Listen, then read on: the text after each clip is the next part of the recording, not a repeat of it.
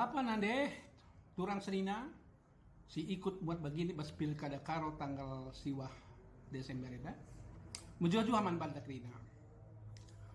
Kami ibas ikatan sedekewan karo nari ati kami nahkan pemikiran man balu siman pandang-pandangan tah payu kari akap no.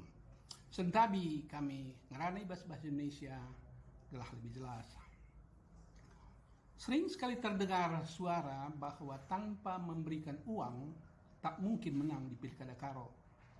Malahan salah satu calon bupati yang kalah pada periode sebelumnya mengatakan bahwa untuk menang di pilkada karo diperlukan uang 25 miliar. Kita tidak tahu pasti jumlah itu. Dari ungkapan yang timbul di Tanah Karo yang mengatakan ICP pagi bupati nasibta bagenda-bagenda kansa maka kaiban sidat gundari alokanlah. Juga kita tidak tahu berapa persen yang berpikiran demikian, tapi ungkapan ini menunjukkan bahwa money politik memang ada di Tanah Karo. Adakah calon yang mau ya kalau terpilih nanti uangnya tidak kembali? Tentu tidak. Secara akal sehat mereka ingin kembali dan kalau boleh dengan lebihnya.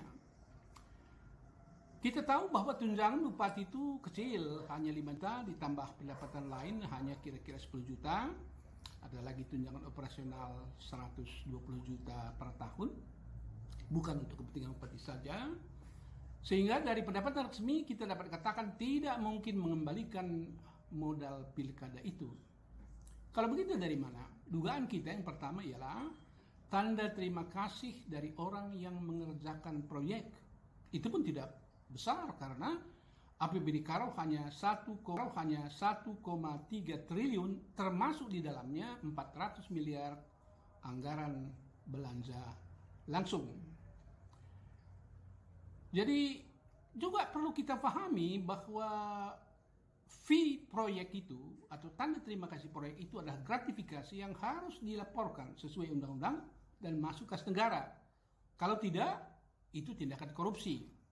Kementerian Dalam Negeri membuat rilis bahwa sampai akhir 2019 sudah ada 300 kepala daerah yang terjerat korupsi dan sekarang sudah bertambah lagi. Alternatif kedua ialah jualan jabatan. Ini pun tak bisa kita buktikan tapi sering kita dengar. Jualan jabatan juga merusak sendi-sendi pemerintahan Kabupaten Karo karena tidak akan terpilih orang yang paling baik kompetensinya dan kerjanya pun tidak maksimal karena sibuk mengembalikan modalnya. Ikatan Sedekewan Karo melihat bahwa Kabupaten Karo telah tertinggal di bidang pendidikan, pariwisata, infrastruktur yang mempengaruhi perekonomian, dan merebaknya penyakit sosial. Kalau tidak ada peningkatan kinerja yang luar biasa, maka Kabupaten Karo akan makin tertinggal. Bupati dan aparat harus fokus bekerja membangun Karo, bukan pula diganggu oleh urusan pengambilan modal. Oleh karena itu, kepada calon bupati kami sampaikan himbauan untuk tidak menggunakan money politik untuk menang ini. Karena kalaupun menang, bupati tidak bisa bekerja baik, tidak bisa membuat perubahan, dan kemungkinan terlibat kepada masalah hukum. Janji-janji manis kampanye haruslah dipertanggungjawabkan kepada masyarakat, terlebih kepada Tuhan yang Maha Esa.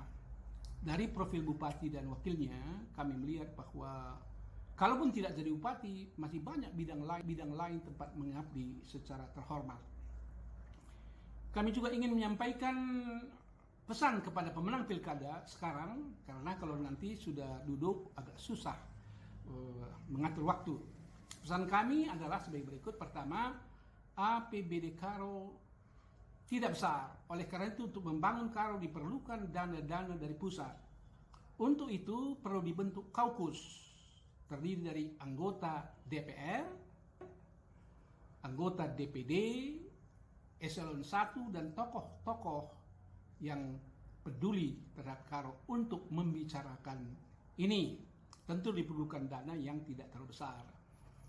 Nah, dulu waktu membangun Kelok 9, pemerintah Provinsi Sumatera Barat melakukan itu.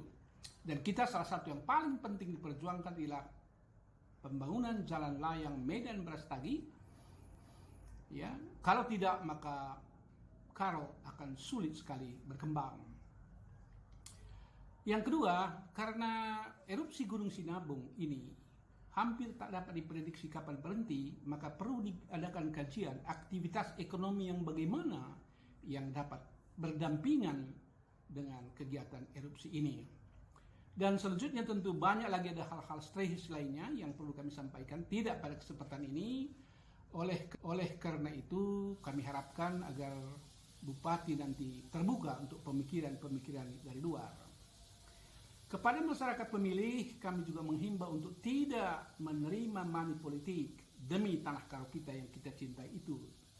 Ada isu mengatakan nilainya Rp300.000 per suara atau pesat kritis menjadi Rp500.000.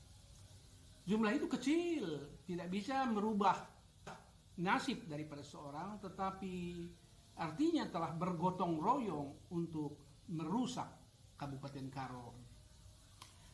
Salah satu sifat daripada orang Karo menurut seminar adat Karo pada tahun 1977 ialah mempunyai harga diri yang tinggi.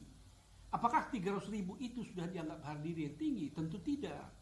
Apakah sekarang sifat orang Karo sudah berubah? Kami pun tidak tahu.